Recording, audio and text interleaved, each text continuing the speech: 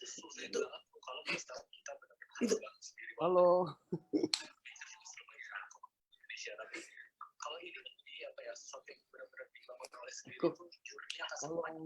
Aku mulai ya. Oke, halo teman-teman semua. Kita udah 200 orang lebih karena ini on time. 1 menit lagi ya. Sehari ini nggak setel video karena anak saya lagi keliling-keliling. Teman-teman semua apa kabar di sini? Maaf ya saya nggak bisa setel muka karena anak saya lagi keliling-keliling patroli. Baik ya semua ya. Baik. Jadi kemarin saya baru dari kantor polisi sesuai janji. Bukan janji sih, saya udah bilang Selasa dari kemarin bahwa Selasa saya akan ke kantor polisi dan urusin semua undercutting. Kita udah laporin berjam-jam. Nah teman-teman, hari ini kita ada, saya mau ada pembaruan di AFC bahwa kadang kan kita Senin, Rabu, Jumat, dan Sabtu. Senin, Rabu, Sabtu sih umumnya. Itu pasti ada acara di AFC ya. Teman-teman tiap jam 3 sore pasti ada tuh.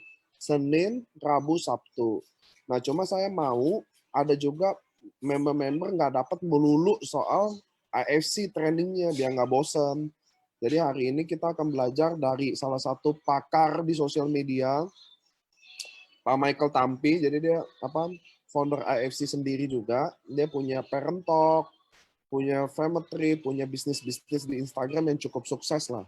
Nah dari sini mudah-mudahan kita bisa belajar atau dapetin ilmu dari Pak Mike-nya langsung. Apa sih yang dia bisa dia bisa kasih kita mungkin sesuatu yang kita nggak pernah dengar, sesuatu yang mungkin kita bisa pelajari. Nggak selalu melulu buat AFC sih teman-teman, tapi yang penting Anda tahu gimana sih doing Instagram, atau bisa bikin apa di Instagram. Nah ini Pak Michael Tampinya.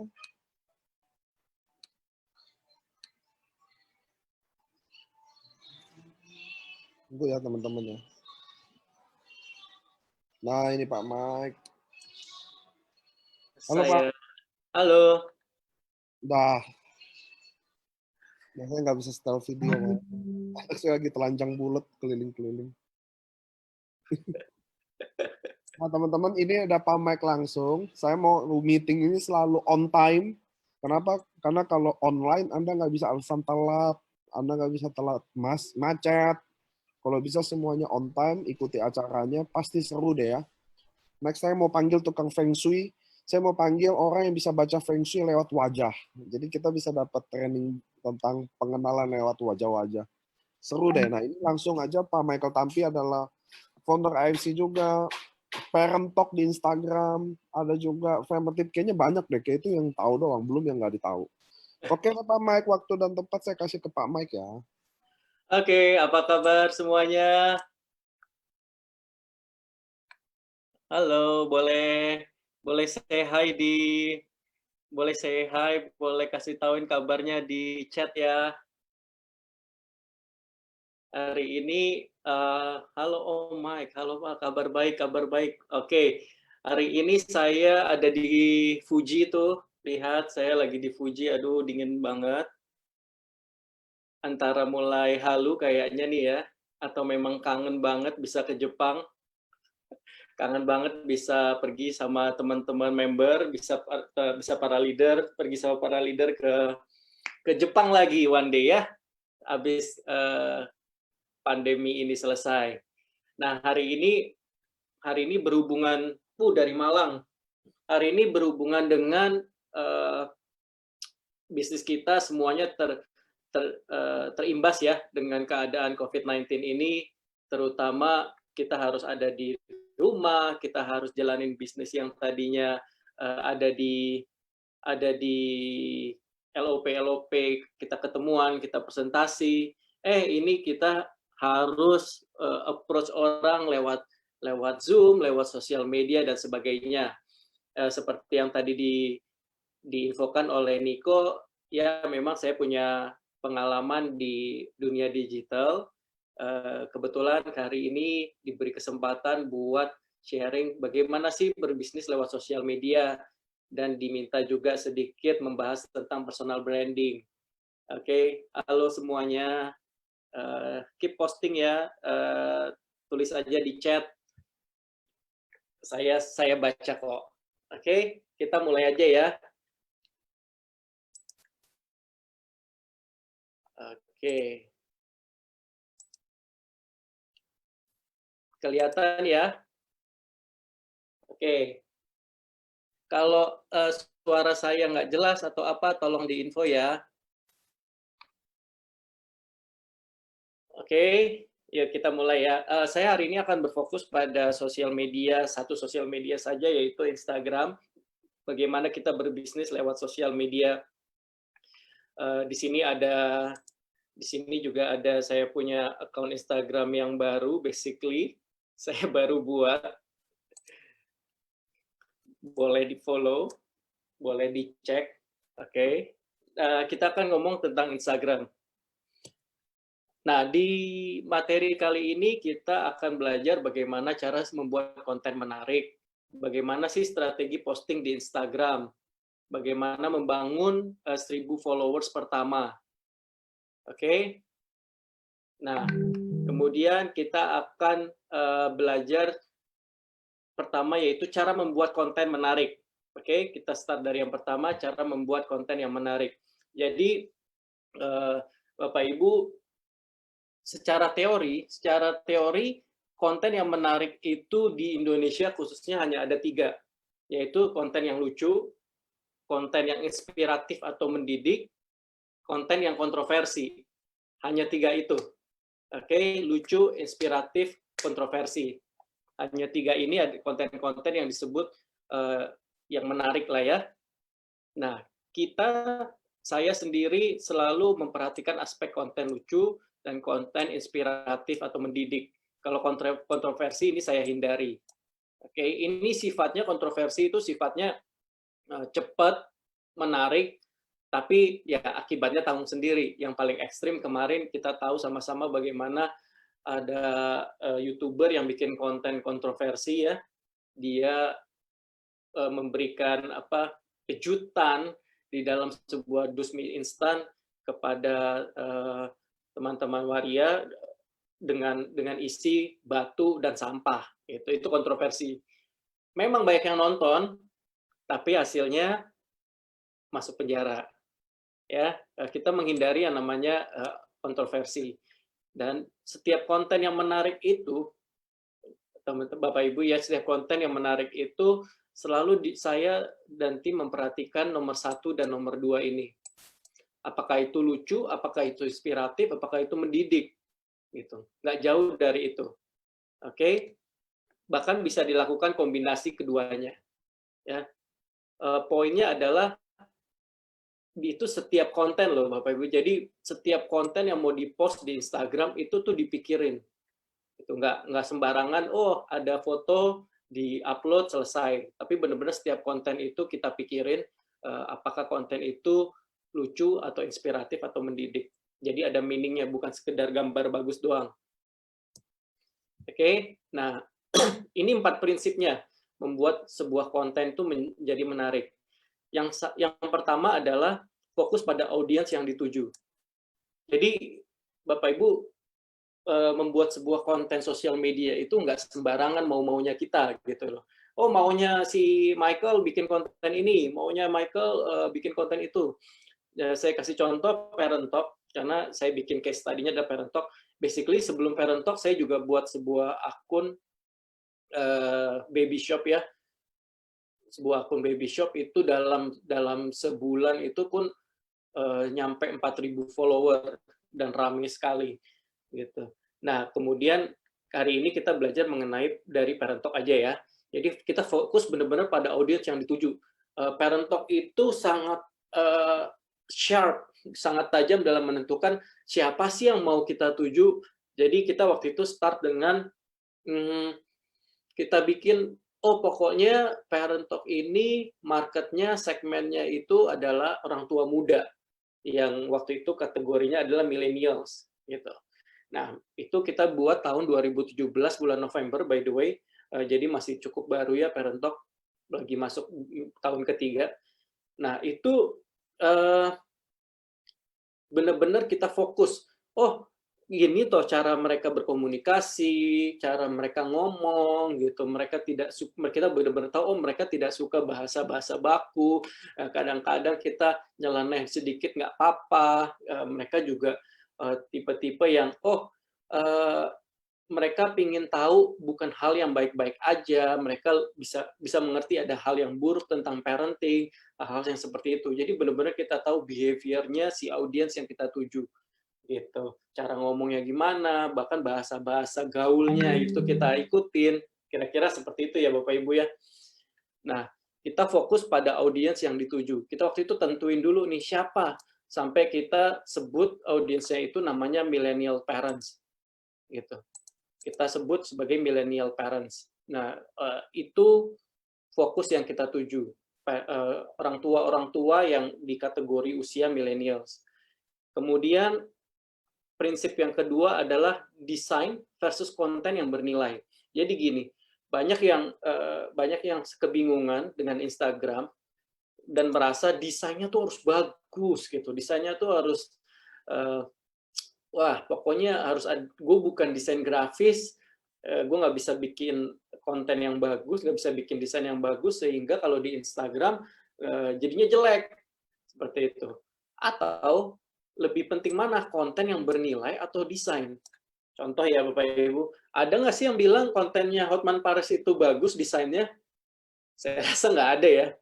Saya rasa nggak ada satupun yang bilang desainnya dia bagus. Tapi kontennya dia itu bernilai, kontennya dia tuh lucu, orang jadi suka follow. Kontennya dia itu walaupun nyerempet ya itu yang disukain audiensnya. Kontennya dia itu kadang inspiratif juga kok gitu loh.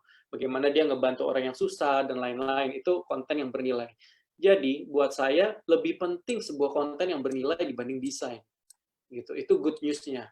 Seringkali orang tidak berani melangkah di Instagram karena terintimidasi dengan konten-konten akun-akun yang udah desainnya tuh udah bagus. Ternyata enggak juga. Yang penting itu adalah kontennya yang bernilai. Kemudian pain and pleasure-nya audience. Jadi contoh ada yang tahu akun namanya Jouska. Saya coba tulis pakai sini. Bisa nggak nih saya tulis? Saya kasih contoh akun Jouska, ya, atau akun-akun yang berbicara tentang financial planning lainnya, gitu. Akun-akun yang berbicara tentang financial planning itu biasanya mengambil sisi pain-nya audience, gitu. Contoh, misalnya nih ya, dia bikin konten tentang gaji 40 juta, habis itu karena COVID-19 ini kena layoff sehingga tidak punya penghasilan gitu, atau kena pay cut, hanya kena pemotongan gaji hanya dapat 20 juta sebulan. Sedangkan ada cicilan rumah, ada kebutuhan rumah tangga dan lain-lain. Yang dijual itu adalah pain-nya. Oke, konten yang dijual sama dia adalah pain-nya customer, pain-nya audience gitu. Misalnya kalau kita di kesehatan kita sering bahas juga, dan asuransi biasanya itu angle-nya adalah pain-nya. Pain-nya bagaimana kalau terjadi resiko sakit, gimana kalau terjadi resiko meninggal dunia dan lain-lainnya, itu pain-nya audience. Oke, pain-nya audience itu yang dijual. Ada juga pleasure-nya. Gitu. Pleasure-nya itu adalah hal-hal yang menarik, hal-hal yang menggembirakan dari audiens.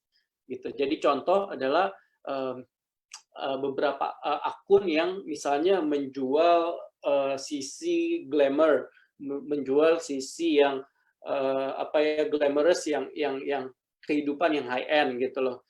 Kehidupan yang wah sekali gitu, seperti itu. Itu kayak ada akun-akun mobil misalnya yang membahas tentang supercar apa segala, itu dari sisi pleasure-nya audience. Orang-orang tuh seneng melihat sesuatu yang wah, sesuatu yang menarik secara materi seperti itu. Contohnya. Gitu. Jadi prinsip membuat konten, pain and pleasure-nya audience itu menjadi pemicu untuk bikin sebuah konten. Kemudian yang selalu saya tekanin ke tim saya yaitu be different. Jadi semua orang bisa bahas tentang COVID-19. Semua orang bisa bahas tentang pandemi. Tapi bagaimana angle-nya, bagaimana dari sisi lain itu tim saya itu selalu saya selalu minta, ayo berpikir dari sisi lain, dari angle lain. Misalnya contoh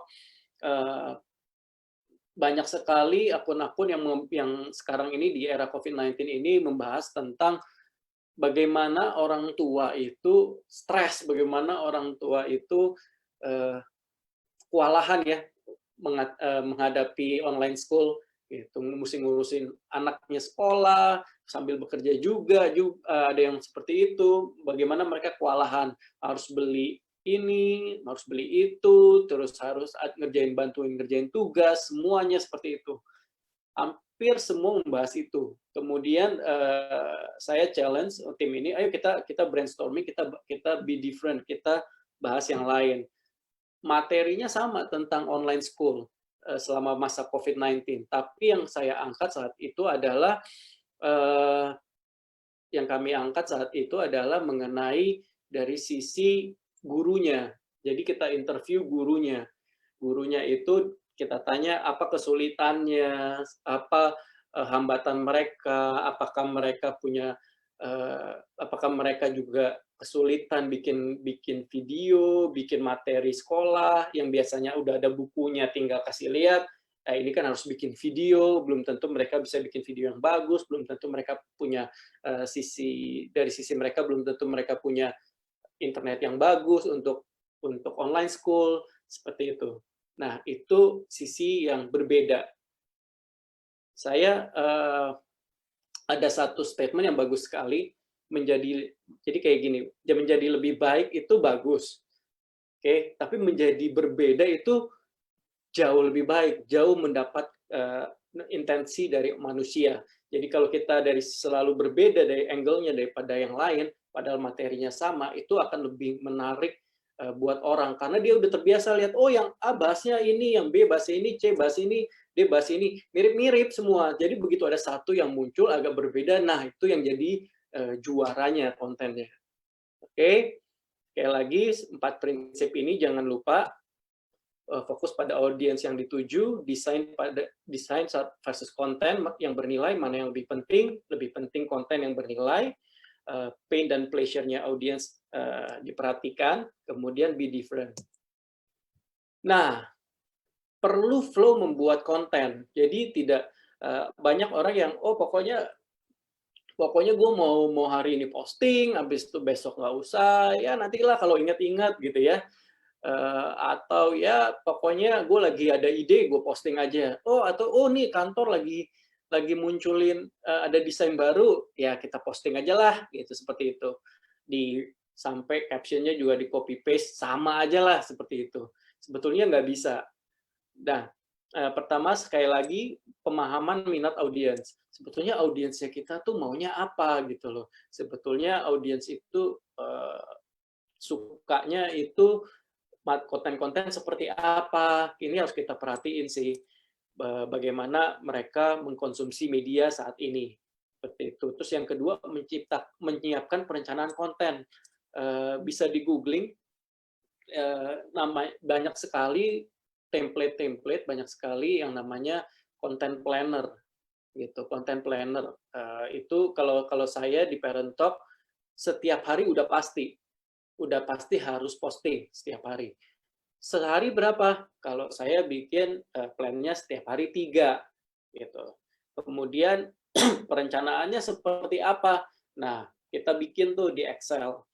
Kita bikin judulnya ini, visual gambarnya seperti ini, kemudian caption-nya seperti ini, gitu. Jadi selama seminggu ke depan, selama 2 minggu ke depan, kita selalu menyiapkan perencanaan konten, gitu. Jadi konsisten, nggak suka-suka kita aja, kapan mau naikin, kapan enggak, gitu ya.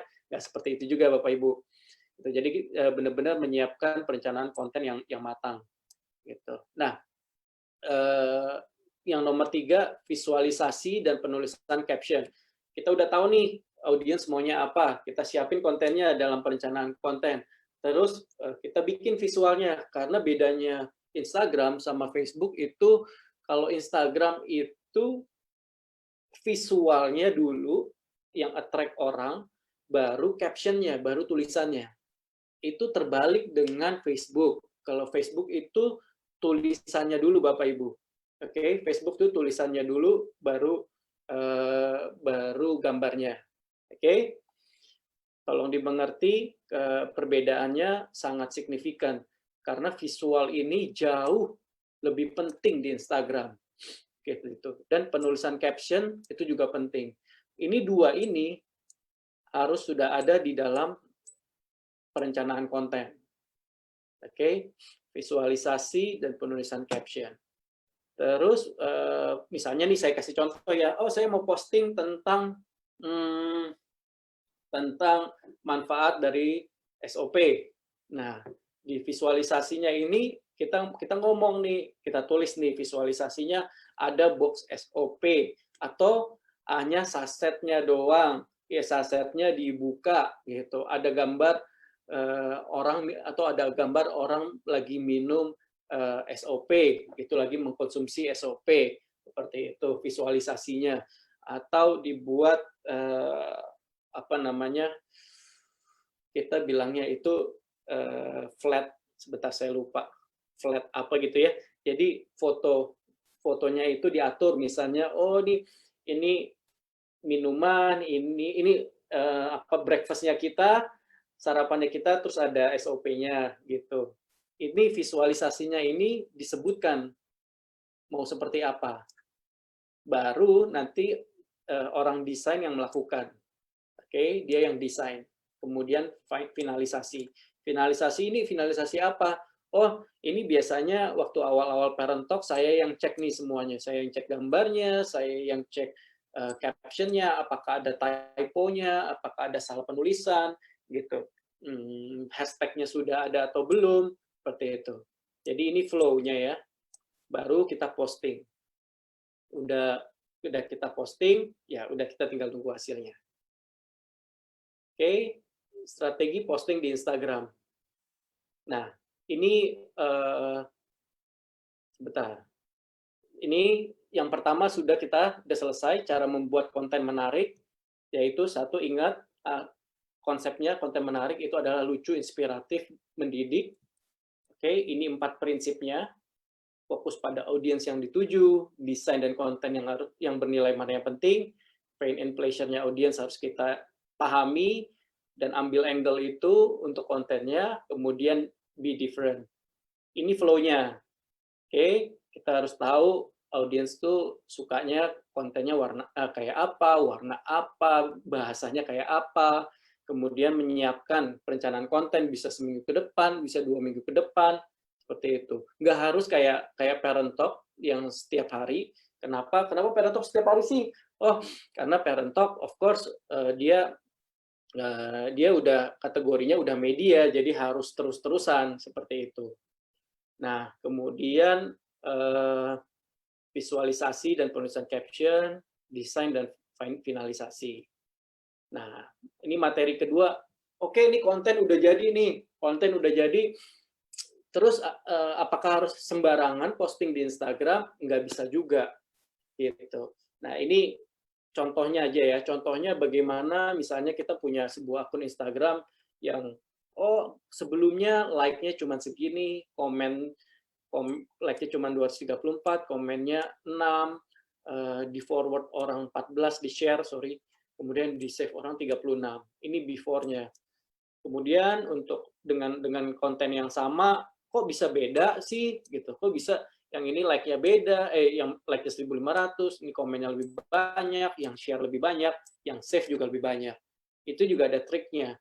Triknya itu ada di strategi posting di Instagram gitu. Jadi selain kontennya, kalau saya di kantor saya sebutnya killer content. Selain kita menciptakan sebuah killer content, kita punya strategi posting di Instagram itu seperti apa. Nah, perhatikan waktu yang terbaik. Jadi Bapak Ibu, kalau Instagram yang kita buat itu, ini harus akun bisnis ya, gitu. cara bikin akun bisnis gimana caranya? Gampang sekali gitu. Nanti Bapak Ibu tinggal ke akun Instagramnya Bapak Ibu, habis itu tinggal setup aja, pindahin ke akun bisnis. Atau kalau bingung, googling aja ya. Ini very simple, sangat mudah, bisa Bapak Ibu googling aja untuk, karena saya memang nggak siapin sih, saya nggak siapin dari akun personal untuk diubah ke Instagram bisnis. Nah, kalau akunnya Instagram sudah di-convert jadi Instagram bisnis, ini kita bisa tahu nih, ini baru saya capture tadi, ini akunnya Parent Talk, kalau di hari Rabu, seperti ini keadaannya. Dia ramenya di jam 9 pagi, 12 siang, jam 6. Oke, sorry. Ini kalah ya dibanding sama ini ya. Oke. Nah, di sini kita bisa lihat postingnya sesuai jamnya, sesuai dengan rekomendasinya aja gitu. Jangan sampai kita posting jam 6 pagi gitu ya. Orang masih pada dikit, orang masih belum pada on gitu. Kita udah posting di situ, sia-sia gitu. Kita harus perhatiin nih waktu terbaiknya kapan sih, kalau hari Rabu, kalau hari Senin, Selasa, Rabu, Kamis, Jumat, Sabtu, Minggu, ada semua nih di Instagram. Kalau mau lihat ada di mana, satu ingat harus akun bisnis. Kalau mau lihat ada di fitur Insight. Oke, Insight. Kalian Bapak Ibu bisa dapetin nih data seperti ini. Jadi tinggal diikutin aja jam waktunya berapa yang terbaik. Oke. Nah, perhatikan juga visualisasi gambar. Nah, ini saya mau Bapak Ibu mempersiapkan akun Instagramnya itu untuk bisnis yang lebih serius. Of course, saya bilang tadi lebih penting mana? Konten yang bernilai atau desain? Ya, saya akan bilang lebih penting konten yang bernilai gitu. Pakai foto biasa, nggak usah didesain, tapi kalau itu lebih bernilai, ya tetap lebih bagus. Tapi untuk menciptakan sebuah akun bisnis yang bisa saya sarankan adalah mesti benar-benar serius juga mempersiapkan visual gambarnya, gitu. Harus contohnya ini dari awal, ini akun stok, saya ambil dari akun stockism _id. Dari awal itu mereka sudah sama sih kayak di mana saya punya Parent Talk juga, dari awal sudah didesain warnanya seperti apa, postingannya seperti apa, akan membentuk seperti apa gridnya ini. Ini kan hanya monoton ya, hitam putih seperti yang saya pakai di desain desain slide saya. Gitu. Jadi Bapak Ibu bisa lihat memang disiapkan dengan tone warna yang sama. Ini juga akan memudahkan orang desainnya sih. Oke, nah pastikan penulisan caption yang benar, manfaatkan hashtag dengan tepat. Saya mau kasih contoh nih. Kalau audiensnya Parent Talk, itu kita approach-nya tuh dengan bahasa sehari-hari. Gitu. Kita approach-nya tuh bukan bahasa kaku sebuah media. That's why kenapa sih caption-nya itu, ini bukan caption yang benar, maksudnya harus berbahasa Indonesia yang baik dan benar ya.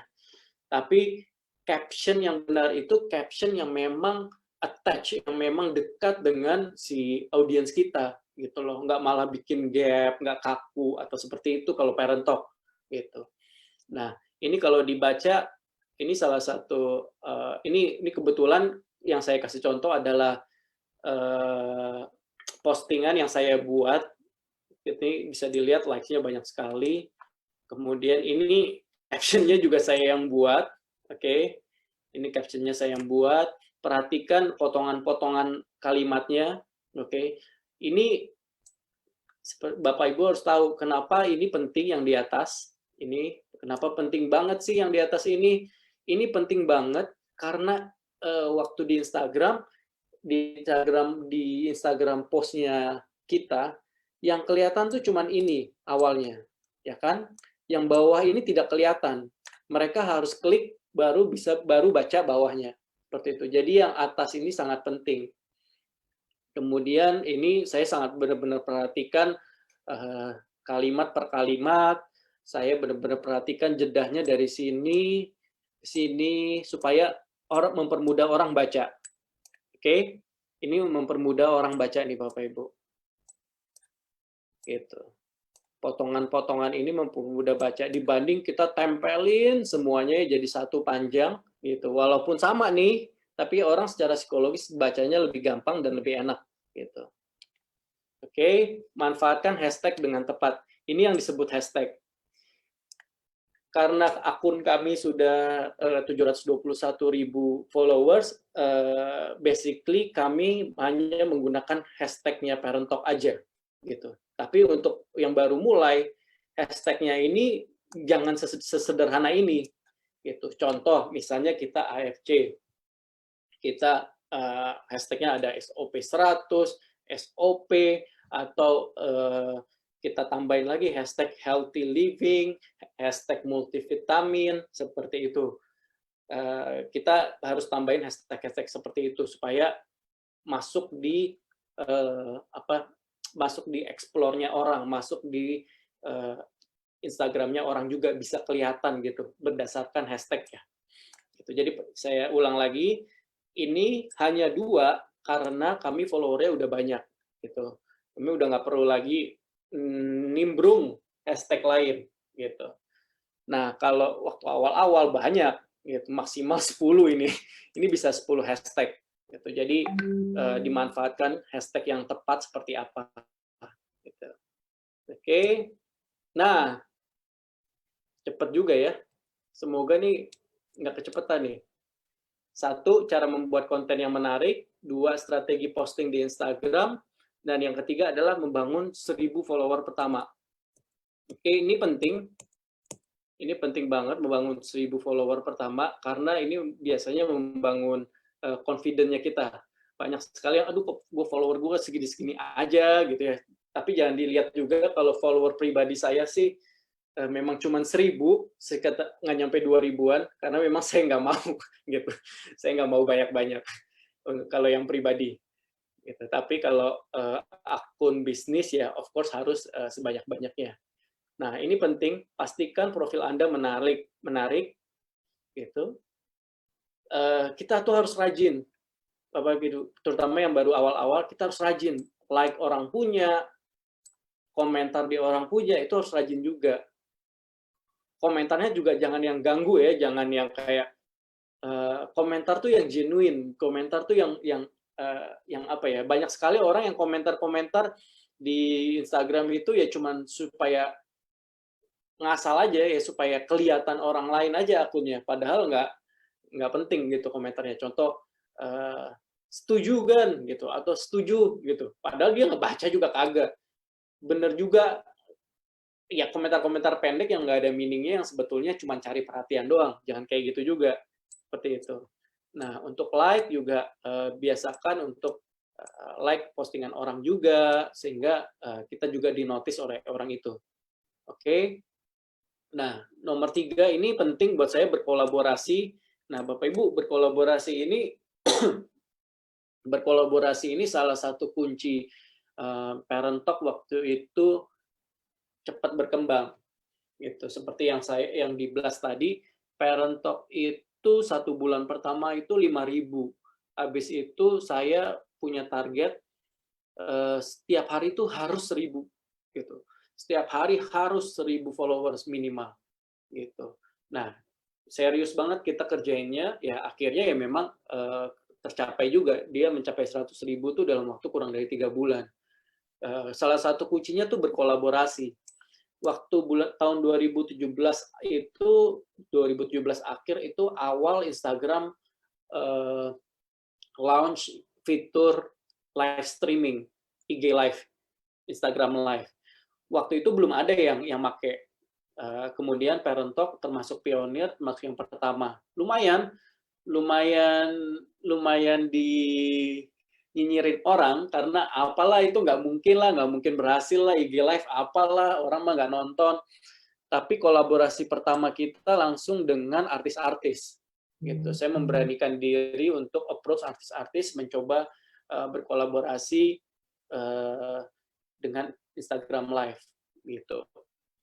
Dengan cara apa saya approach waktu itu? Saya bikin gimana caranya Instagram Live-nya itu tidak merepotkan artis-artis tersebut. Jadi ya kita yang effort lah ke sana gitu. Waktu dulu belum ada Instagram Live bareng gitu, join Instagram belum ada. Jadi harus cuman ada satu. Nah, kita yang samperin, kita yang cari waktu senggang dia, di mobilnya dia. Saya ingat banget waktu itu kita Instagram Live sama Andin waktu dia baru punya anak, itu bahkan di parkiran mobil dia lagi mau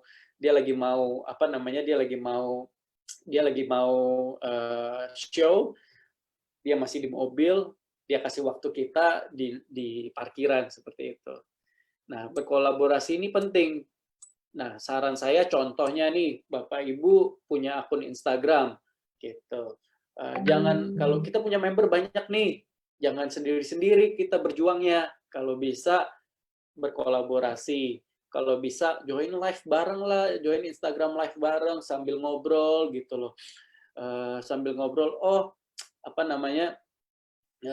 minggu ini gue closing segini, bla bla bla. Minggu ini ada kabar baru, minggu ini ada promo baru loh. Misalnya minggu ini kita ada promo misalnya yang cuma beli satu box seperti itu udah jadi member dan lain-lain.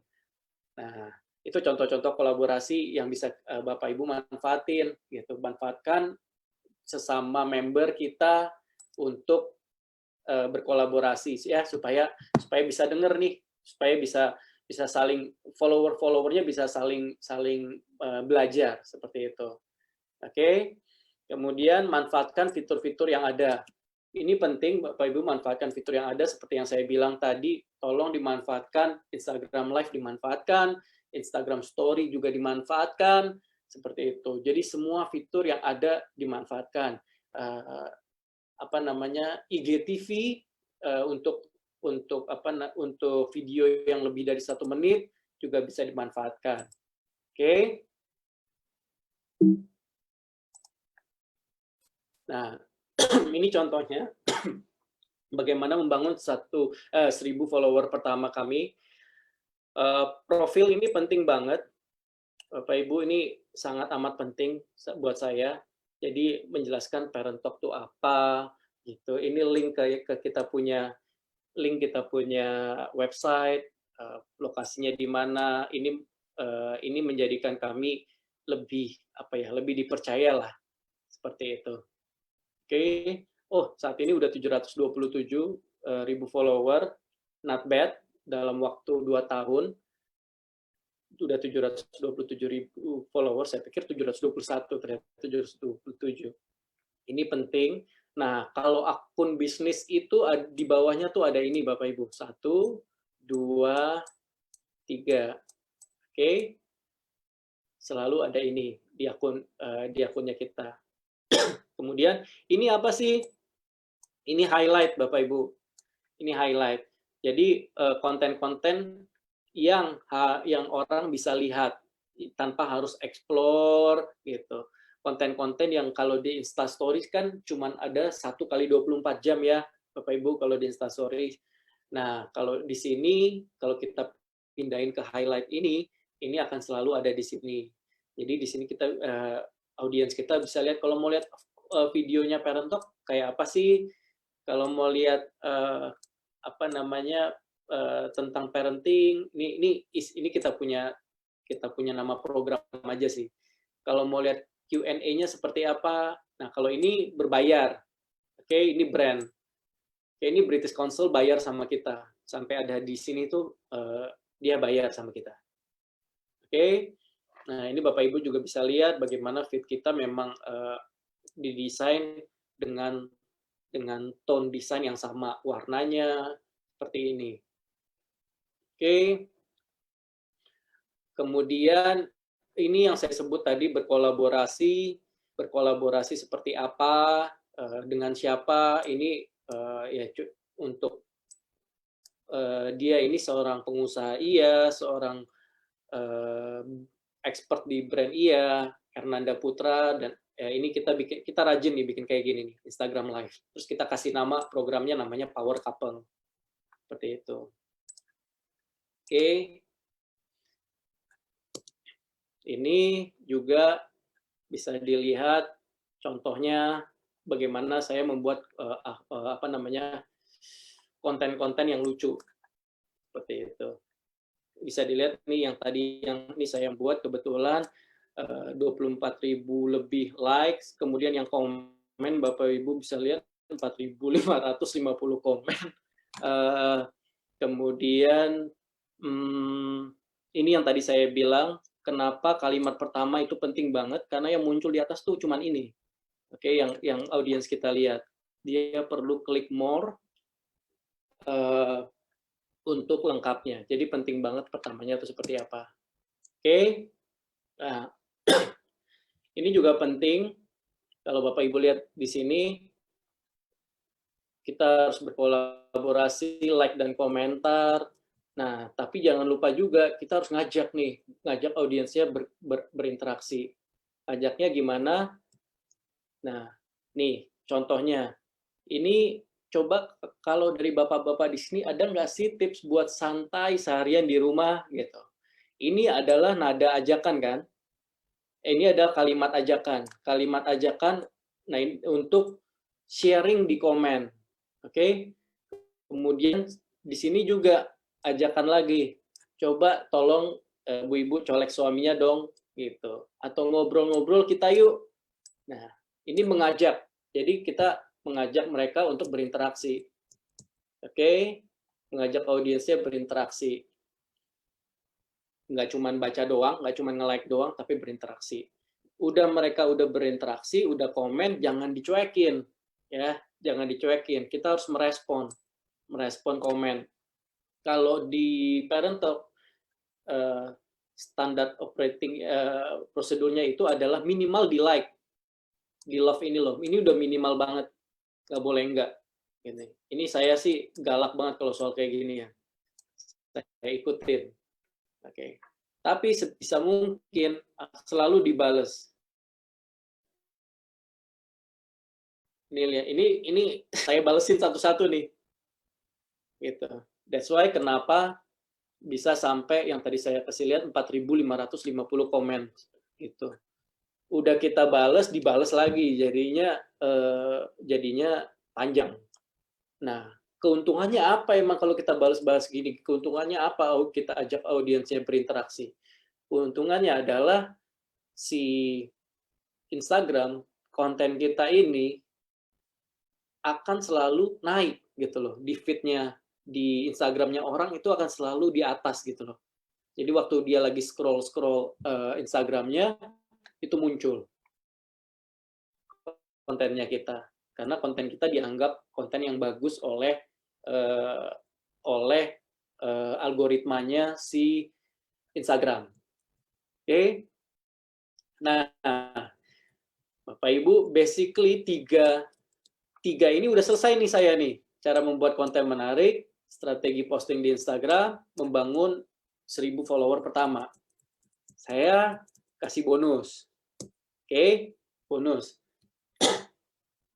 Salah satu kesalahan kita adalah kita sering banget memperlakukan audiens kita itu ya sebagai penikmat aja, orang yang melihat aja gitu loh. Kita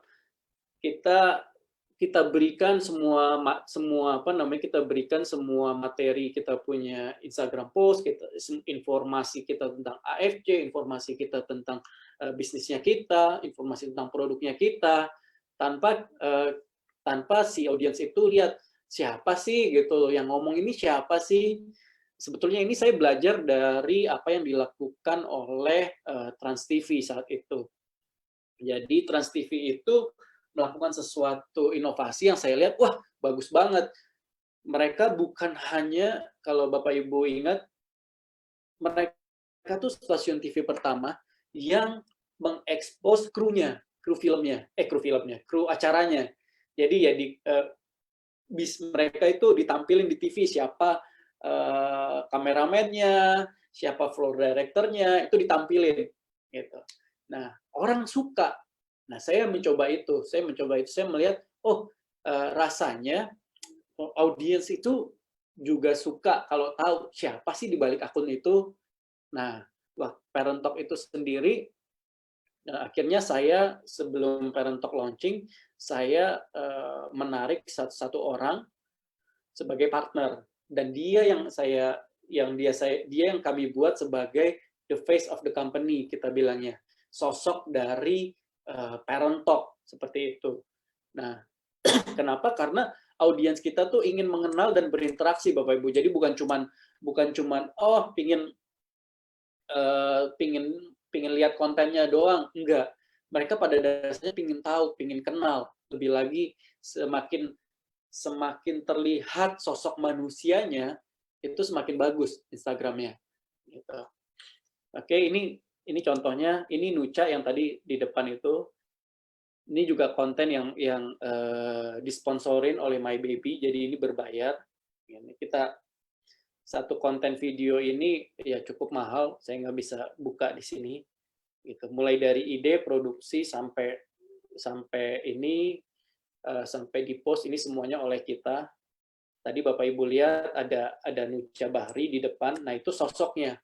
Dia yang jadi sosoknya, profilnya yang akhirnya jadi idolanya audiensnya kita.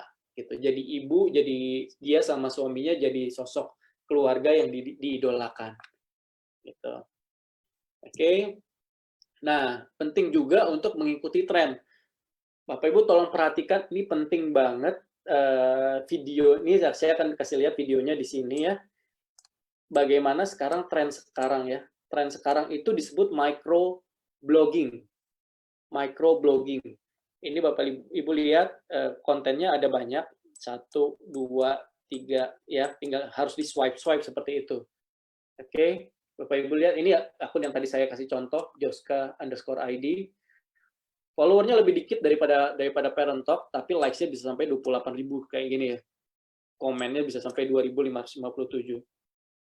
Kebetulan nih teman saya juga, Bapak Ibu bisa lihat seperti apa sih konsep microblogging ini yang lagi ngetren.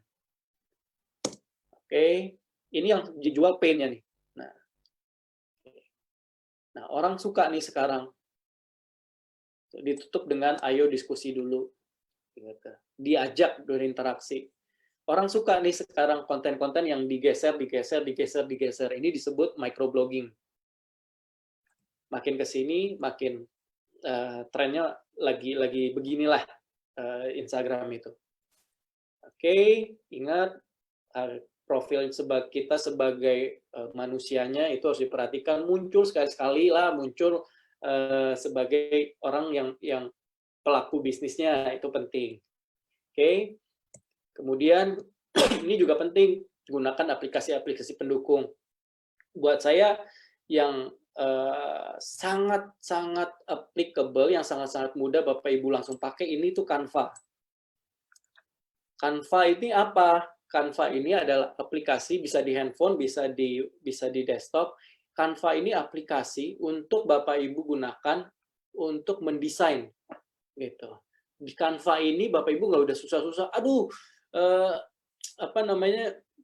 gimana sih ukuran Instastory itu berapa sih, ukuran Instagram post tuh berapa sih. Di Canva tuh udah ada template-nya. Ukurannya Instagram post berapa, ukurannya Instagram story berapa. Bapak Ibu tinggal ambil template-nya, terus bikin kontennya di situ. Jadi, oke, ini yang menurut saya sangat amat bermanfaat, Canva. Dan ini for free. Kalau mau lebih advance, ya harus bayar Canva ini. Tapi untuk yang free edition juga sebetulnya udah cukup. Ya. Kemudian, Iconosquare. Iconosquare ini untuk bisnis yang udah lebih serius, kayak Parent Talk. Ini saya sangat menggunakan ini. Free-nya juga ada, tapi tentu fiturnya terbatas. Jadi gini Bapak Ibu, misalnya nih, kita punya konten plan, kita punya perencanaan konten kita seminggu ke depan. Nah, itu udah kita masukin di Iconosquare. Udah kita masukin di Iconosquare, kita set Jadi ini dia ada fitur scheduling, oke, penjadwalan. Kita taruh di situ, misalnya kita mau post jam 9, jam 12, jam 6 sore, hari Rabu. Ingat, harus diperhatikan best timingnya tuh jam berapa aja. Oke, kita udah lihat best timingnya ternyata jam 9 pagi, jam 12 siang, jam 6 sore. Dia taruh di situ Iconosquare. Dia taruh di Iconosquare, ya udah nanti secara otomatis akan diupload oleh Iconosquare ke akun Instagramnya kita. Seperti itu. Jadi otomatis. Kita nggak kelewat jamnya. Jangan sampai, waduh, ini gue lagi presentasi gitu ya, lagi presentasi prospek, tiba-tiba, aduh, udah jamnya posting, gitu, kelewat, lupa, seperti itu. Sedangkan yang sangat penting juga, saya mungkin agak terlewat ini, yang sangat penting itu adalah konsisten, Bapak Ibu. Oke, nah ini VSCO. Sebentar. Ini aplikasinya namanya VSCO. Kalau yang ini, basically ini aplikasi untuk foto editor, gitu. Jadi kita bisa edit foto-fotonya kita dipakai ini. Kemudian InShoot. Ini digunakan untuk mengedit video. Jadi ini aplikasi-aplikasi pendukung. Ini mungkin lebih advance dua ini, buat saya yang harus Bapak Ibu punya di awal itu adalah Canva. Gitu. Canva ini sangat mudah deh pokoknya dipakai.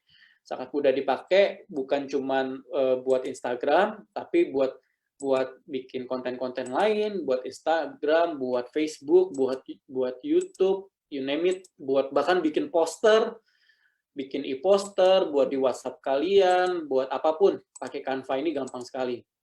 Ya, Bapak Ibu. Kering juga nih ngomong. Oke. Nah, basically untuk Instagram saya udah selesai. Ada yang mau bertanya mungkin? Ini boleh tanya jawab nggak, Nick? Boleh dong, Pak. Boleh ya. Boleh. Minum dulu, Pak. Minum dulu, Pak, nih. Baik, bener. Minum dulu, Pak. Ini sih saya udah siapin. Minumnya ini. Like dengan follower lebih penting yang mana? Oke. Like dengan follower lebih penting yang mana? Gini, pertanyaannya bagus. Kalau saya, dua-duanya itu penting. Karena kalau like itu juga secara algoritmanya Instagram itu menentukan dia punya postingan kita ada di atas atau tidak, ada terus atau enggak. Nah, kalau follower, nah gini, dalam tahap-tahap awal, kalau saya nyari follower dulu nih, kalau tahap-tahap awal, gitu. Yang saya bangun komunitasnya Parent Talk yang dibangun, gitu. Like-nya, karena buat saya otomatis kalau followernya banyak ya like-nya pasti mestinya banyak ya, seperti itu.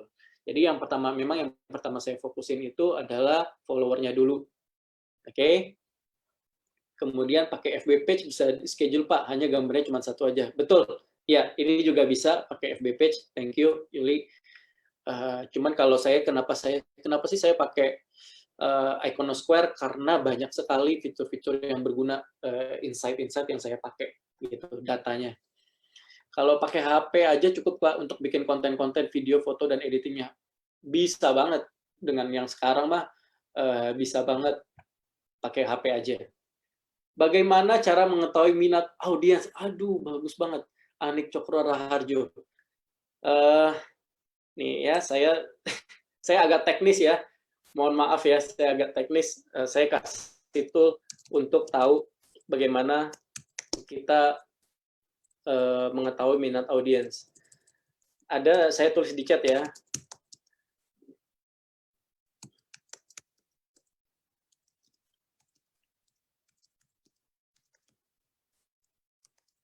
Bentar ya. agak susah, tapi sebetulnya ada tools-nya. Salah ketik saya, bentar. Private.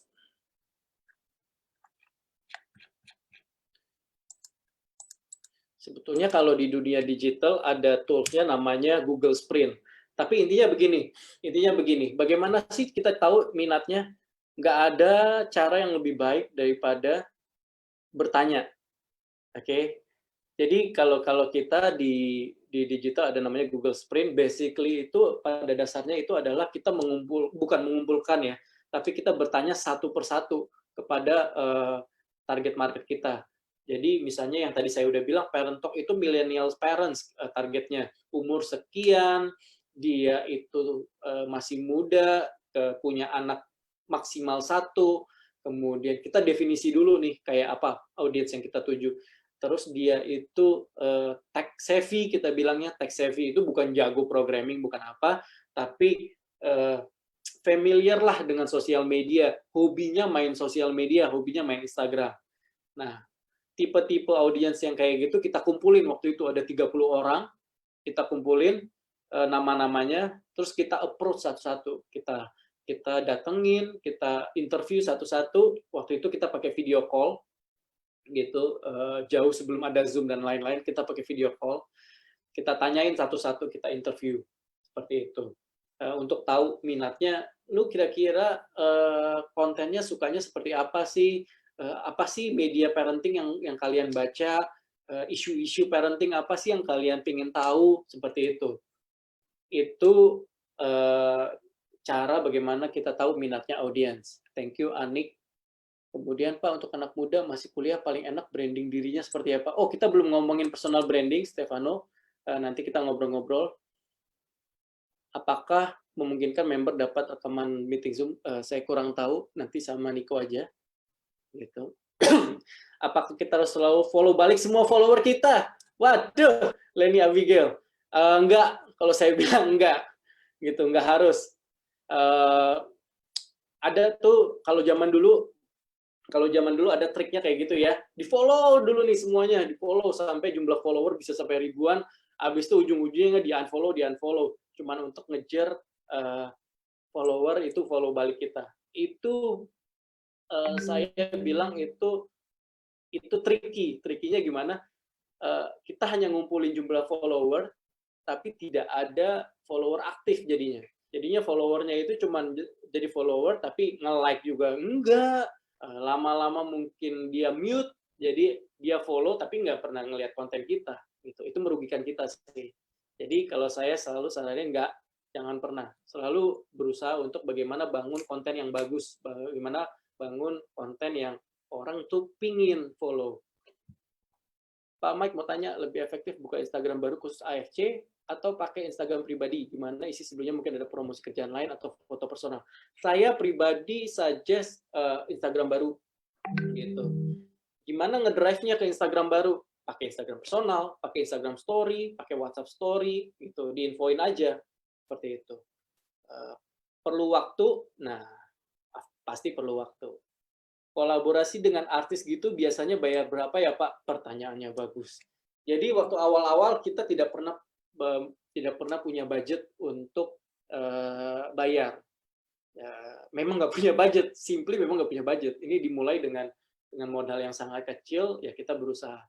Tapi kenapa artis-artisnya mau gitu? Saya juga nggak kenal sama Andin gitu ya. Saya nggak kenal sama ya beberapa ya banyak Sigi Wimala waktu itu, saya nggak kenal juga. Tapi yang kita bangun itu adalah branding. Yang kita bangun adalah kerennya Parent Talk gitu loh. Parent Talk saat itu tiba-tiba booming, tiba-tiba viral, tiba-tiba orang rame-rame ngomongin Parent Talk. Jadi di mata para artis itu, di mata para, kan mereka juga perlu exposure ya. Mereka ngelihat, oh keren juga nih, gitu. Gue mau gitu. Ada di situ, nggak sulit buat kita saat itu untuk approach karena saat itu kita langsung dapat branding yang bagus.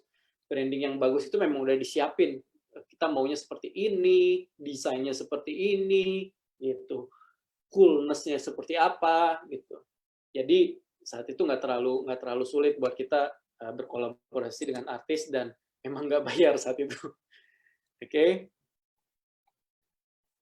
Iconosquare harus download atau via web, dua-duanya. ada yang bisa di apa namanya nih, bisa di handphone, bisa juga di web. Tadi disebutkan 3 aplikasi Canva, VSCO, satu lagi ada Iconosquare dan InShoot. Oke. Pak, Instagram Ads dan Paid itu efektif nggak sih untuk meningkatkan engagement customer? Wah, bagus nih. Ada saran mungkin tentang penggunaan Insta Ads dan Paid Promote. Tadinya jujur aja saya mau masukin materi itu juga di sini, cuman kayaknya cukup apa ya? Saya nggak bilang advance, itu mungkin intermediate kali ya.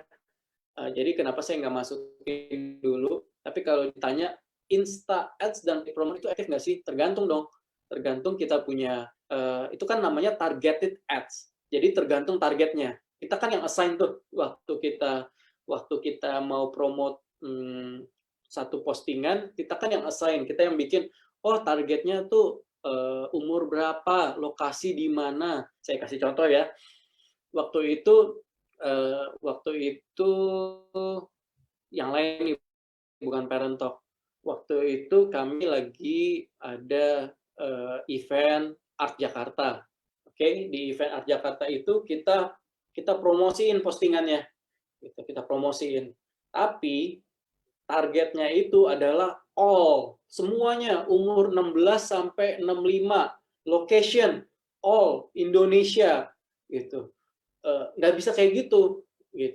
Benar-benar harus spesifik. Semakin spesifik tujuannya, bahkan kan ada behavior-nya tuh. Kalau kita milih apa namanya paid promote itu ada behavior-nya. Dia suka apa hobinya, dia suka baca apa. Jadi contohnya nih,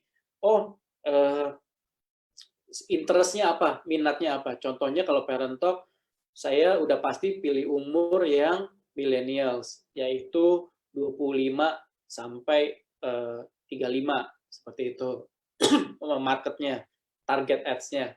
Kemudian saya cari juga yang interest-nya, dia baca tentang parenting, dia interest-nya dengan brand-brand kayak Pigeon, brand-brand baby lah, seperti itu contohnya. Nah, itu yang saya masukin di targeted ads-nya. Kalau itu baru deh efektif. Kalau enggak sih percuma gitu, buang-buang duit doang. Oke, Pak Mike, untuk di Canva yang buat upload di Insta, apa nih? Apa ya? KPKS. Saya nggak tahu nih. Di sini. Membuat audiens bisnis kita, saya Oke. Bagaimana membuat audiens itu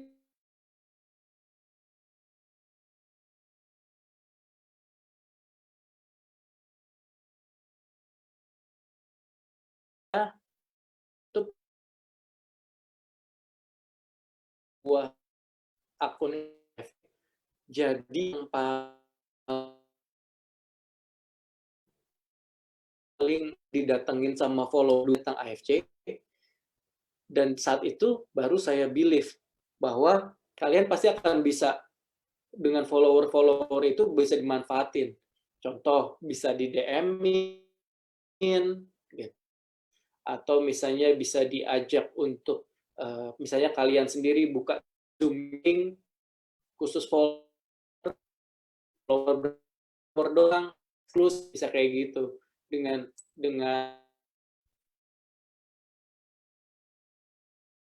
yang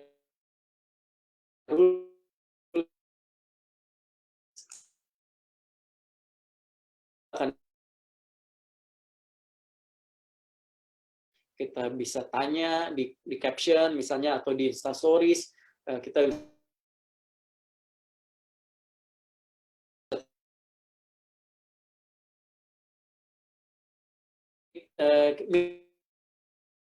follower gitu. Bisa juga. Oke, itu bisa jadi untuk bisnis AFC kita.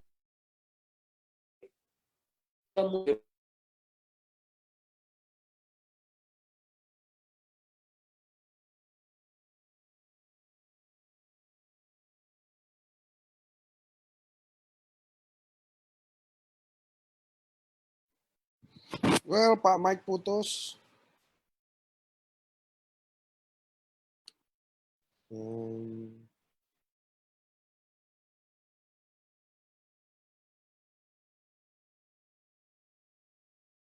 Oke, karena Pak Mike putus, teman-teman, which is materinya juga.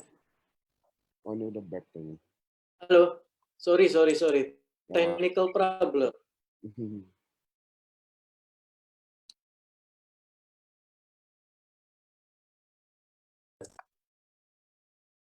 Udah.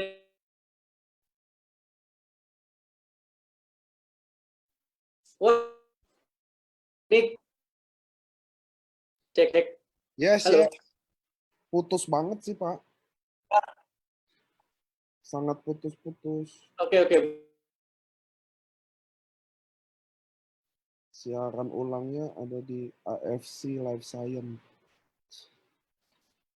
Teman-teman, mungkin ada yang baru.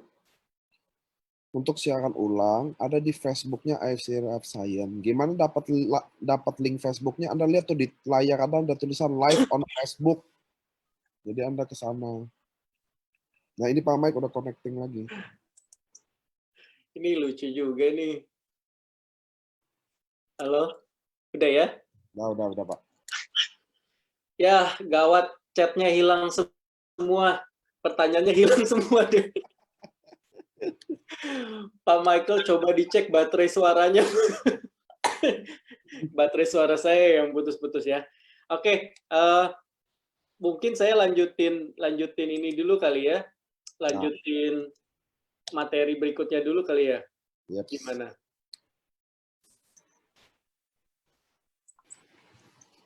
Atau ada yang... Oh, ini ada pertanyaannya lagi, muncul lagi.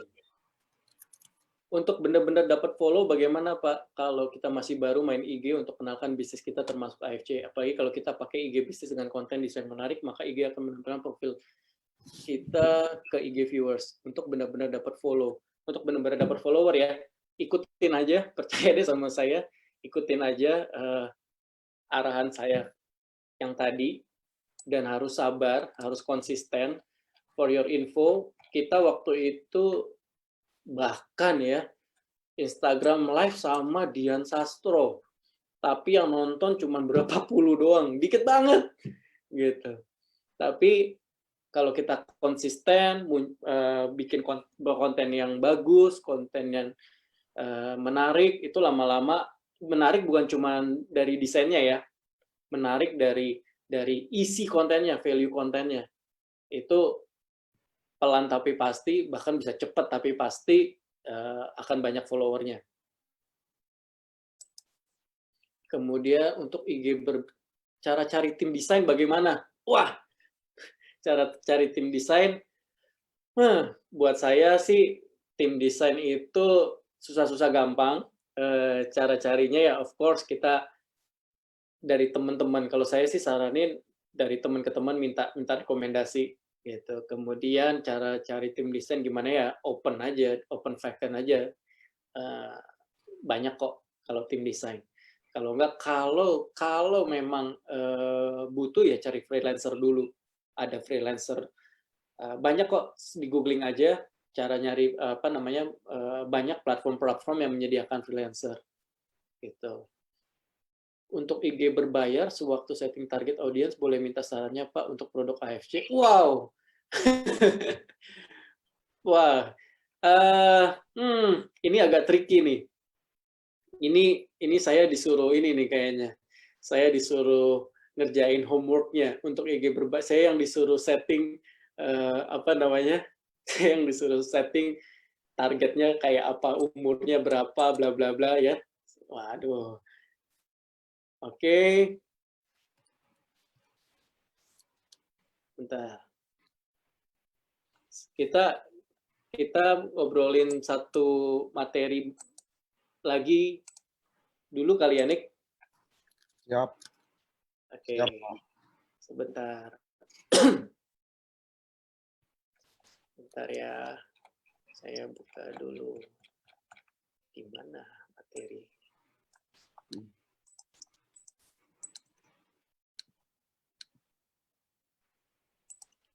Oke, karena hari ini tugas saya dari Niko ada 2.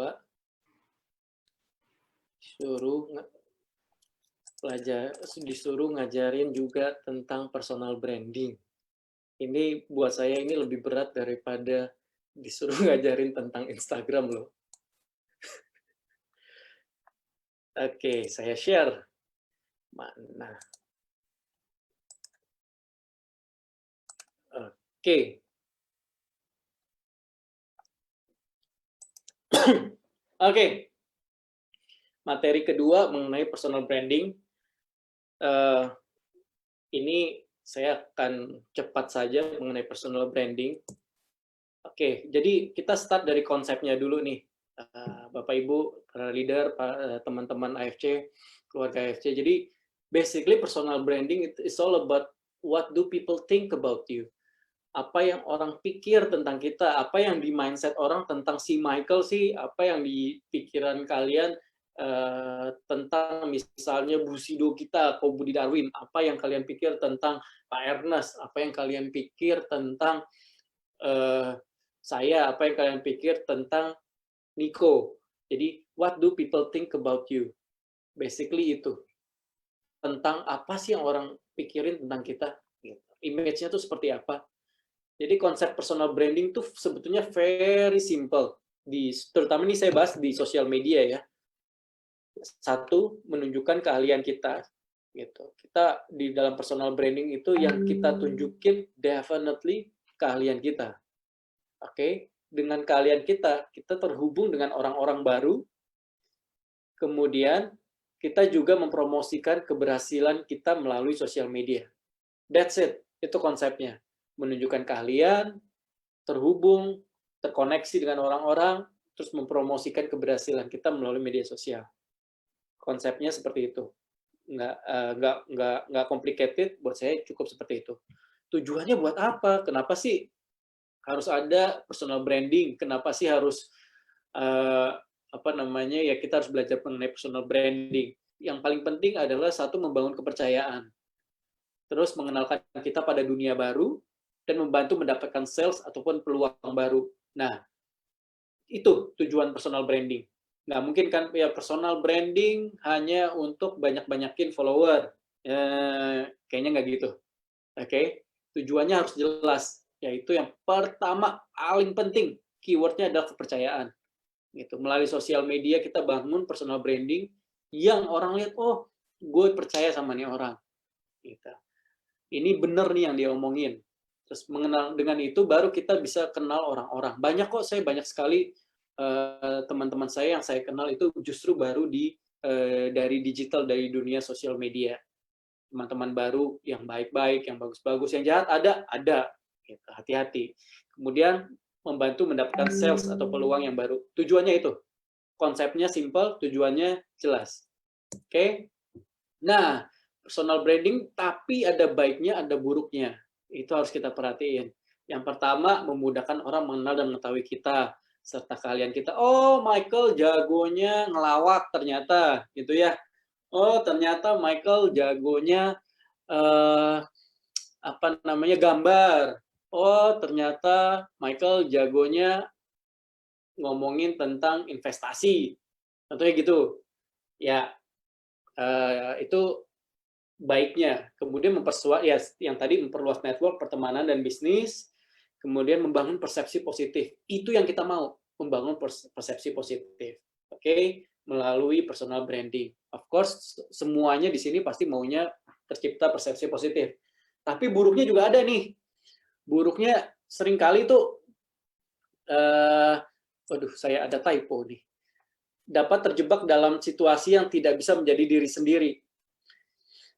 Seringkali yang terjadi gini, udah terlalu sering menciptakan profil, menciptakan citra yang berlebihan, akhirnya terjebak, nggak bisa jadi diri sendiri, gitu. Nggak bisa, ya kalau saya sih terus terang saya bukan tipe orang yang memaksakan ya personal branding saya harus bagaimana. Saya masih sering posting hal yang konyol-konyol, hal yang lucu-lucu, yang saya sendiri seperti apa, gitu ya. Saya juga ya tidak ragu juga, misalnya saya, ini lagi pusing juga, saya mau posting kalau saya pusing ya suka-suka saya juga gitu ya. Nah kalau itu saya, jadi saya nggak mau terjebak dalam kesempurnaan, saya nggak mau terjebak dalam nomor 2 tuntutan untuk selalu tampak sempurna di hadapan publik, gitu. Itu capek. Seringkali itu orang jadi capek gara-gara itu, karena harus bagus terus di depan publik. Kemudian sometimes kadang-kadang kita dipandang oversell oleh orang-orang. Yang bagus-bagus terus lama-lama nggak semua orang suka juga. Ada pasti kita nggak bisa nyenengin semua orang. Pasti ada orang yang ngelihat itu lebay. Seperti itulah ya.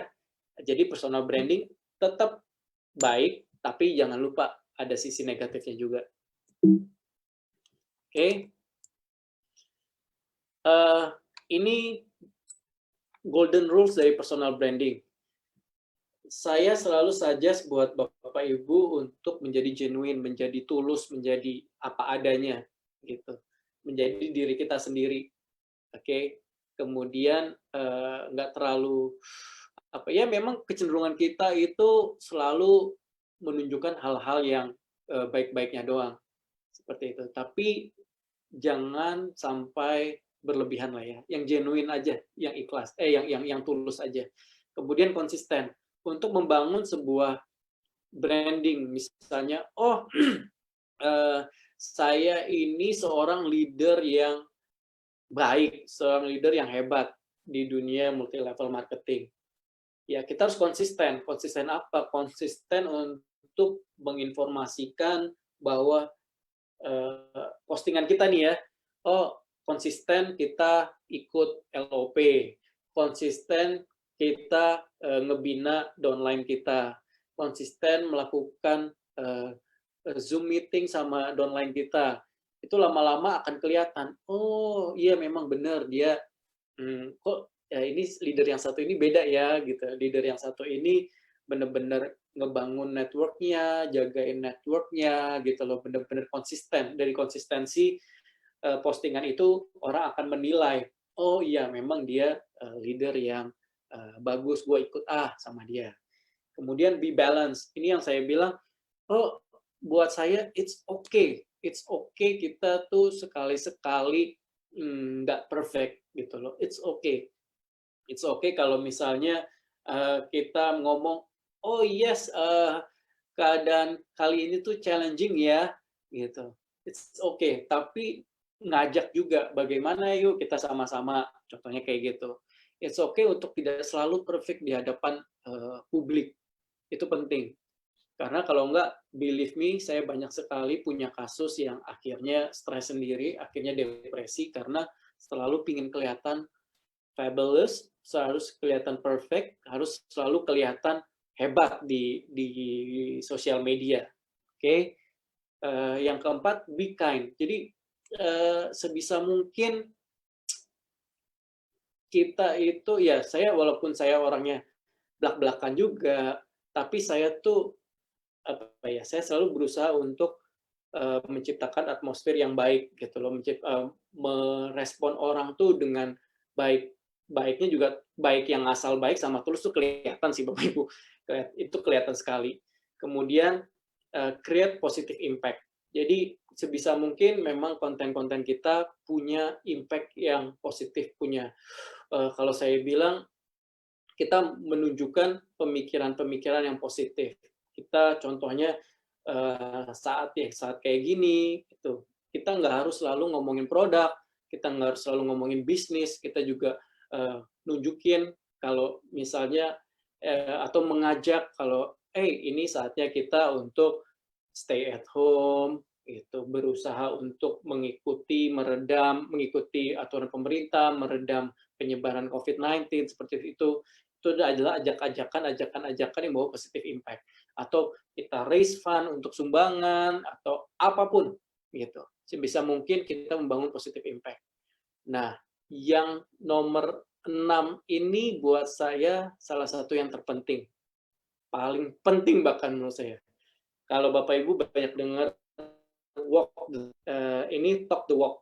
Saya balik karena ini penting. Banyak sekali mereka di sosial media yang ngomongnya jago, oke, ngomongnya bagus gitu.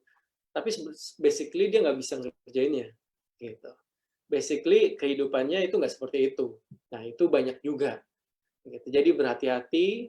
Banyak itu buat saya itu nggak genuine. Orang-orang yang berbicara, tapi sebetulnya di belakangnya itu ya dia nggak sesuai gitu, nggak punya integritas apa yang dia lakukan dengan yang dia omongin. Be careful karena one day itu akan terbuka itu kalau di sosial media. Sebetulnya kalau ada salah satu pengajaran dari John Robert Power ya, dia bilang bahkan dalam personal branding itu kita harus siap gagalnya, gitu. Harus siap kalau kita harus siap diserang balik oleh orang. Itu bisa terjadi kalau kita memang apa yang kita omongin, apa yang kita bangun brandingnya, personal branding itu ternyata sebetulnya bukan yang kita lakukan. Gitu.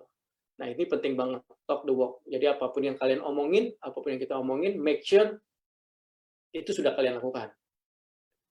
Oke. Ini personal branding. Saya mau kasih contoh. Jadi ini saya tutup dengan kayak gini.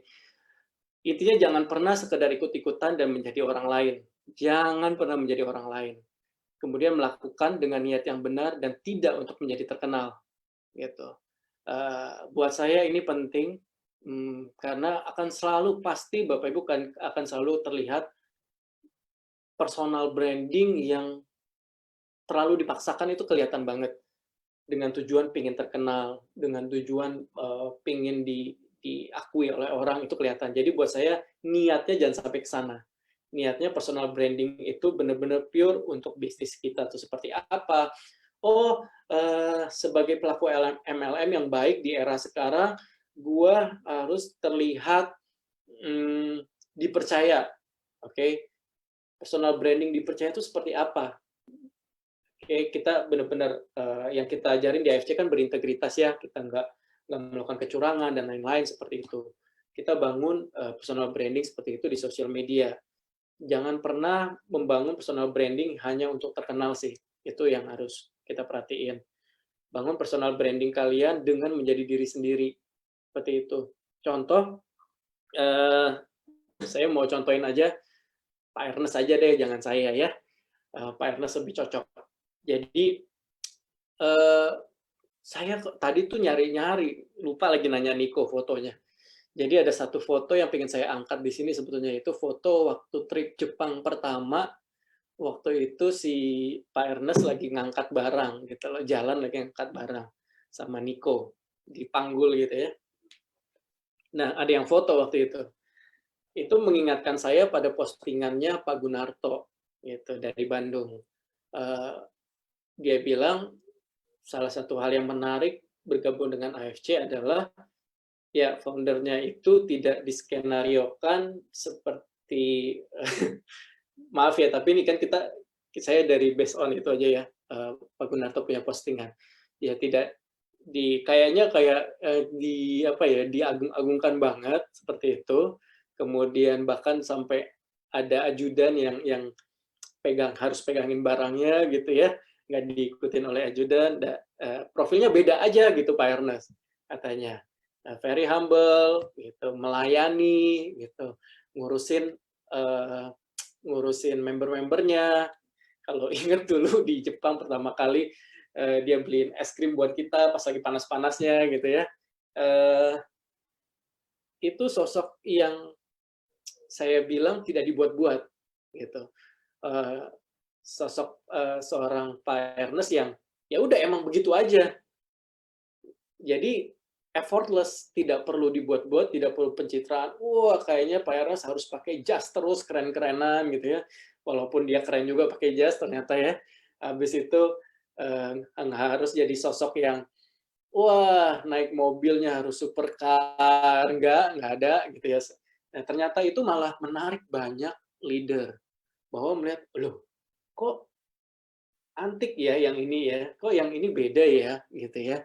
Nah, eh, itu buahnya. Maksud saya personal branding yang dibangun dengan tulus, genuine, personal branding yang tidak dipaksakan, wah harus bagaimana, ternyata bisa gain respect, ternyata bisa mendapatkan respect dari orang-orang. Kebaikannya, sigapnya dia kalau membantu apa ya bencana dan lain-lain seperti itu jadi personal branding Pak Ernest tanpa dibuat-buat. Buat saya itu jadi pelajaran yang paling bagus, contoh yang paling bagus untuk kita semua sih, satu keluarga AFC, bahwa personal branding seperti itu yang kita pikir angkat sebagai keluarga AFC. Oke, dari saya itu aja. Kalau misalnya ada pertanyaan baik mengenai personal branding maupun mengenai Instagram lagi, silakan. Saya coba. Pak Michael kurusan. Pak, ini kayaknya efek ini nih. Pak, efek apa namanya? Efek kamera kok malah kurusan ya? IG bisnisnya Bapak apa? Aduh, maaf saya nggak punya IG bisnis nih, mohon maaf. Gitu. Oke. Ada yang mau bertanya mungkin? Bagaimana cara membangun personal branding untuk akun bisnis, di mana personal kan biasanya untuk akun pribadi atau influencer. Oke, seperti yang tadi saya bilang, saat ini kalau kita punya akun bisnis, say kita ngomongin AFC, gitu, itu justru audiens itu sebetulnya pingin banget ngelihat siapa di balik itu, gitu. Atau misalnya ya kayak Parent Talk aja, Parent Talk kan akun bisnis, justru audiens tuh pingin banget lihat siapa sih di balik Parent Talk tuh siapa sih, gitu. Jadi it's okay asal personal brandingnya yang ditunjukin itu sesuai dengan bisnisnya gitu loh. Jangan ngawur juga, misalnya kita bisnisnya AFC gitu ya. AFC dunia MLM butuh image yang bagus, image yang dipercaya gitu ya. Tapi kerjaannya bikin postingannya orangnya itu pemilik akun itu kerjaannya bikin stand up comedy terus gitu kan, nggak nyambung ya gitu ya. Jadi please disesuaikan. Muncul itu bagus di akun bisnis kalian supaya orang tahu, audiens tahu itu kalian tuh siapa. Nah, membangun personal branding itu seperti itu. Jangan sampai ngawur juga ya, muncul tapi aneh-aneh. Oke. Mau tanya Pak, kalau kita muncul di konten sebagai pemilik online shop, itu bisa dibuat kontennya seperti apa Pak? Maksudnya apa nih? Saya kurang ngerti.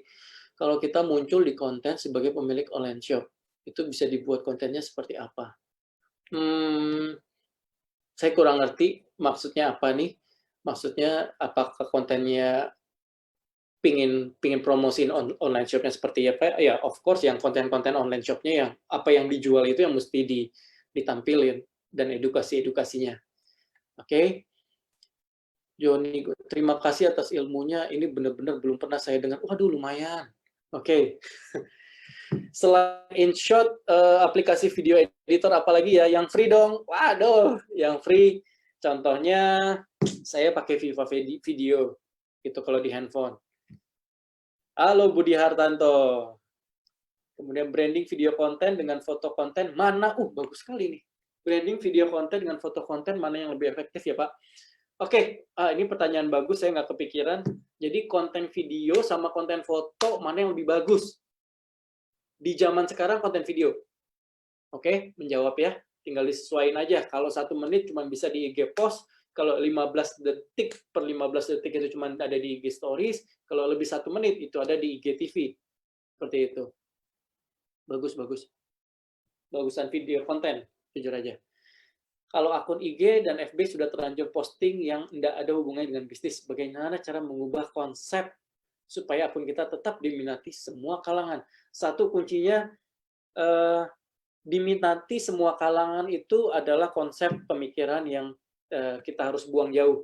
Karena nggak mungkin banget kita punya akun yang diminati semua kalangan, nggak mungkin. Jadi benar-benar sebaiknya ditentukan kita mau jadi akun yang atraktif, yang menarik siapa sih itu ya, baru kita bikin akunnya itu seperti apa. Walaupun itu akunnya terlanjur posting nggak ada hubungannya dengan bisnis, kalau memang sudah terencana, semua bisa berubah. Butuh waktu, tapi pasti berubah. Personal branding apa yang paling dominan diharapkan calon downline ya Pak? Nah, satu, bagus nih pertanyaannya. Sebagai downline ya, saya memposisikan sebagai downline. Pasti saya cari upline yang bisa dipercaya. Iya dong. Kan saya butuh dia untuk nanya apapun. Bahkan saya akan sodorin saya punya prospek ke dia gitu ya. Ya saya butuhin yang pertama pasti upline yang bisa dipercaya. Benar? Terus yang kedua, kita pasti sebagai downline cari upline itu, leader itu yang mau ngebimbing kita, gitu. Yang mau ngelatih kita, yang mau walaupun kita lagi down gitu ya, itu tetap dijagain, tetap disemangatin, gitu. Itu pasti yang pengen dicari. Contoh, saya kasih contoh, saya kasih contoh satu ya yang kebetulan saya tahu, misalnya Lavina dan Budi Hartanto, mereka dari awal AFC berdiri itu udah ada gitu. Nah, saya juga sebagai saksi ngelihat bagaimana Budi Hartanto di bawah Lavina itu dibantu terus-menerus, dijagain terus-menerus, disemangatin terus-menerus. Pelan tapi pasti, lewatin hal-hal yang sulit yang pasti, dia sekarang lagi asik-asiknya nih, lagi berhasil-berhasilnya. Bukan begitu, Bud? Oke. Membangun personal branding di IG dan FB apakah sama Pak? Sama. Karena yang audiens yang kita mau cari itu sama, persepsi orang kepada kita. Ingat, personal branding itu kan tentang apa yang orang pikirin tentang kita, gitu. Ya sama aja. Seperti itu. Bagaimana mencegah follower masuk ke chat IG kita yang mempromosikan produknya? Bagaimana cara mencegah follower masuk ke chat IG kita yang nggak bisa dicegah. Jadi harus di-delete manual seperti itu. Atau ada filter, oke? Ada fitur filter di Instagram itu, tapi keyword kita harus masukin keyword. Misalnya maaf ya. Misalnya banyak sekali spam soal pemutih kulit gitu. Kita bisa masukin tuh, ada filternya di Instagram, pemutih kulit gitu. Nah, semua komen-komen yang pakai tulisan seperti itu, pemutih kulit, itu nggak bakal, dia mau komen kayak gitu nggak bakal masuk di komen kita, udah di blok. Itu ada. Oke. Tapi kalau spesifik produk ya, nah kayak obat langsing ini bisa. Ada filternya kok. Oke. Saya coba di IG mau posting video cuma bisa. Ya. Oke, saya coba di IG mau posting video cuma bisa 1 menit, Pak. Gimana supaya paling tidak bisa 5 menit? Karena ada beberapa video testimoni yang durasinya lebih dari 5 menit. Ada 2 cara. Satu, cara yang nyebelin. Cara yang nyebelin adalah dipotong 1 menit. Di postnya di post berkali-kali atau di swipe seperti itu. Yang kedua, yang jelas-jelas bisa adalah menggunakan fitur IGTV. Oke? Semuanya ada fitur IGTV. Sebentar, saya bukain deh fitur IGTV.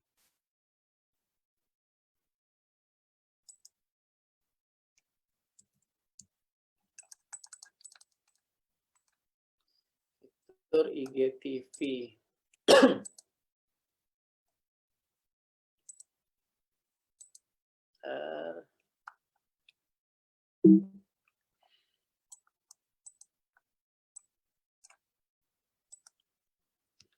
Oke, nih ini ada fitur IGTV tuh di sini. Bentar ya. Ini ada fitur IGTV ya di sini IGTV-nya. Nah, dengan menggunakan fitur IGTV kita bisa apa namanya? Kita bisa masukin lebih dari 1 menit. Oke, taruh di IGTV. Kemudian apa lagi pertanyaan? Pak Mike, apa aja yang nggak diperbolehkan? Oh, ini udah ada aturannya nih. Dalam hal posting tentang produk AFC, diupload dalam sosial media sosial ada.